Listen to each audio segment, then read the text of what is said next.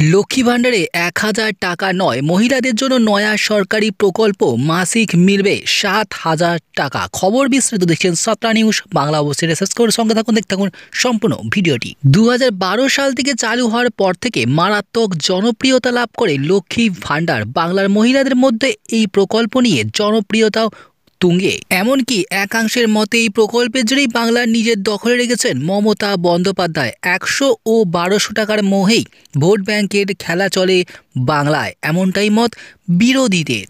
তাই বাঙালির মন জয় করতে প্রতি মাসে রাজ্য সরকারের তরফ থেকে ১,০০০ থেকে ১২০০ টাকা মহিলাদের অ্যাকাউন্টে ক্রেডিট হয়ে যায়। তবে এবার মোদী সরকারও পিছিয়ে নেই। দেশের মহিলাদের স্বনির্ভর করার জন্য প্রতি মাসে ব্যাংক অ্যাকাউন্টে ৭,০০০ টাকা ঢুকবে এমনই প্রকল্প চালু করেছে, যার নাম সখী প্রকল্প।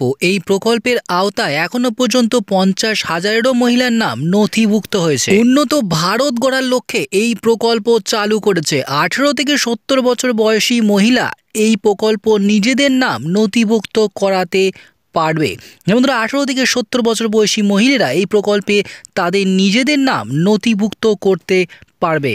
এই প্রকল্পের আওতায় আবেদনকারীকে অন্তত মাধ্যমিক পাস হতেই হবে। অর্থাৎ মাধ্যমিক পাস না হলে এই প্রকল্পের আওতায় তারা আবেদন করতে পারবে না। এছাড়াও রয়েছে কমিশন ও অন্যান্য সুবিধা।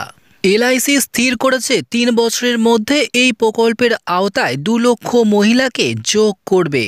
এই প্রকল্পের জন্য পলিসি পেপার এই প্রকল্পের জন্য পলিসি পেপার ইতিমধ্যে বিক্রি শুরু হয়ে গিয়েছে। জানি রাখি, এই প্রকল্পের প্রথমে বছরে ৭,০০০ টাকা, দ্বিতীয় বছরে ৬,০০০ টাকা ও তৃতীয় বছরে মিলবে ৫,০০০ টাকা। দেখছেন সাধারণ নিউজ বাংলা।